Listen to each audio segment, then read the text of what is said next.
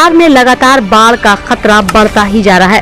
केंद्र की तरफ से बिहार को बाढ़ को लेकर बड़ा अलर्ट किया गया है। कुछ नदियां हैं जो रौद्र रूप दिखाने वाली है। बिहार बाढ़ को लेकर जो अलर्ट जारी किया गया है उसमें साफ तौर पर बताया गया कि बिहार में बाढ़ और भी तबाही मचाने वाली है। तो केंद्रीय जल आयोग ने अलर्ट जारी किया है। बूढ़ी गंडक और अधवारा समूह को लेकर काफी खतरा बना हुआ है। इन नदियों का जलस्तर बाढ़ के अधिकतम जलस्तर को पार करने पर पहुंच गया है। एक लेवल होती थी बाढ़ आने के बाद नदियों के जलस्तर का, लेकिन इस बार उससे ज्यादा ऊपर हो चुका है, जो पार करने की नौबत पर आ चुका है। वहीं बूढ़ी गंडक और अधवारा समूह की नदियों में बिहार के इन जिले में बाढ़ का सबसे ज्यादा खतरा ये नदियां बनी हुई हैं। इसके साथ ही साथ मानसून भी लगातार कहर बरसा रहा है। गंडक, बूढ़ी गंडक, कोसी, बहुत सारी नदियां जिनमें जल स्तर में काफी वृद्धि हो रही है। बिहार के 12 जिले सीतामढ़ी, सुपौल, दरभंगा, किशनगंज, गोपालगंज, मुजफ्फरपुर, शिवहर, पूर्वी चंपारण, पश्चिम चंपारण, खगड़िया, समस्तीपुर जिले के 102 प्रखंड के 901 पंचायत में बड़ी तादाद में आबादी बाढ़ से प्रभावित हुई है।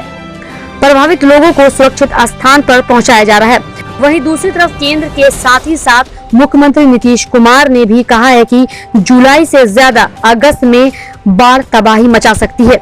आइए आपको सुनाते हैं मुख्यमंत्री नीतीश कुमार ने क्या कुछ कहा।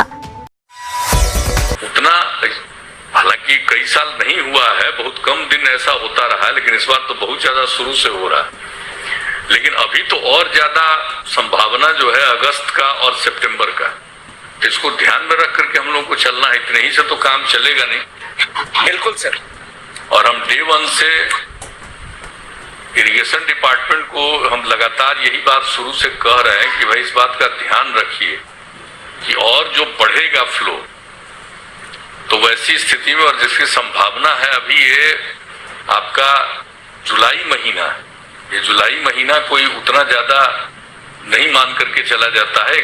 हुआ और काफी असर पड़ा है। अब जो 36 लाख की बात है हो गया होगा 40 लाख के करीब। ये आपका जो रिपोर्ट अभी आया वो बढ़ करके शाम तक, रात तक या सुबह तक आ ही जाएगा। एनीवे आबादी तो बढ़ती जा रही है, लेकिन ये बढ़ेगा, आपको संभावना होती है बढ़ने की अगस्त महीने में। और अगस्त या सितंबर, इसी 2 महीने में सबसे ज्यादा बाढ़ आई।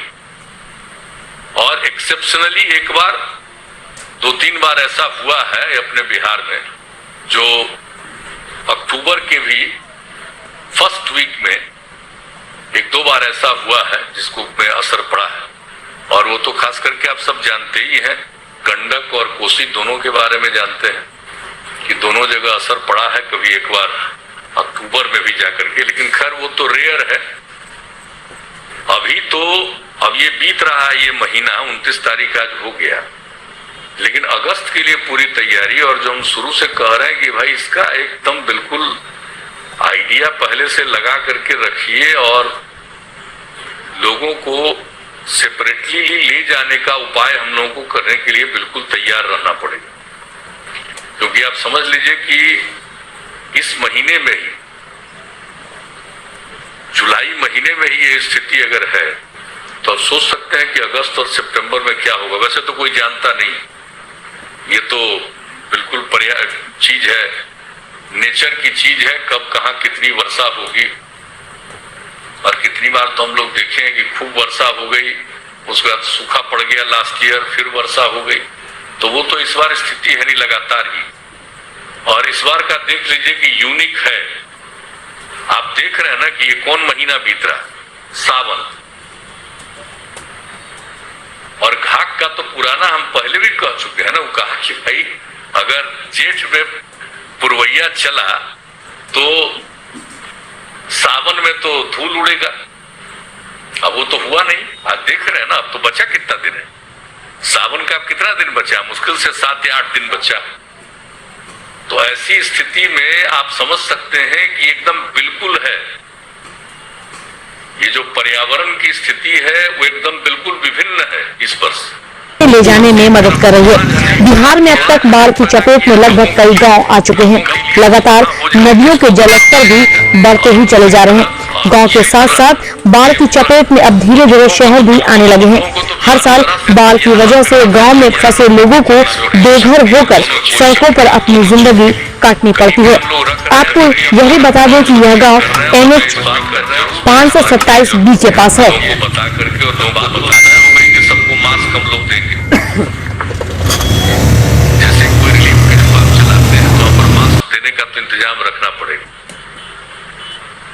तो वो तो देना ही चाहिए। और ये करके ताकि लोगों को प्रेरित करिए कि भाई थोड़ा डिस्टेंस मेंटेन करके, और फ्लड है और फ्लड अफेक्टेड एरिया है, सब जगह कष्ट में तो लोग पड़ेगा ही। लेकिन जो बात आप कह रहे हैं हमको ठीक लगा है कि भाई इंतजाम किए हुए हैं डॉक्टर्स का, तब तो हम लोग इस मामले में प्रत्येक जी आपको तो मालूम ही हो गया है कि एंटीजन टेस्ट का भी हो ही गया है हर ब्लॉक में। तो ये सब जहां भी फ्लड का रहे और जहां भी हम लोग रिलीफ कैंप चलाएंगे अगर, तो उसको पहले एक बार जरूर करवा लीजिएगा टेस्ट, ताकि अगर किसी के पास कुछ हो तो उसको उस तरह से कहीं अन्य जगह पर रखने की सुविधा उपलब्ध कराएंगे। वरना क्योंकि आज तक तो ये समस्या नहीं ना आई थी। आपको याद है ना 2008 में जो कोसी में ट्रेजेडी हुई, तो उस हिसाब में हम लोगों ने तो ये 10,000 तक सहरसा में कैंप चलाए थे, mega relief, mega relief camp याद है। तो अब तो उसकी कल्पना आज कर नहीं सकते इस स्थिति में। तो उस स्थिति में हम लोगों को थोड़ा, मेरा ये सुझाव होगा, क्योंकि आपकी जिम्मेवारी अब दोनों है, तो इसलिए देख लीजिए कि वैसी जगहों पर एंटीजन वाला जो है ना वो जरूर करवा दीजिएगा, क्योंकि अब ब्लॉक के लेवल तक पहुंचाने की बात हो ही गई है। तो हम लोग इसको जरूर देखें। और हम चीफ सेक्रेटरी में बैठे हुए हैं, जो भी फ्लड अफेक्टेड एरिया है एंटीजन वाला जो है ना वो जरूर करवा दीजिएगा, क्योंकि अब ब्लॉक के लेवल तक पहुंचाने की बात हो ही गई है। तो हम लोग इसको जरूर देखें।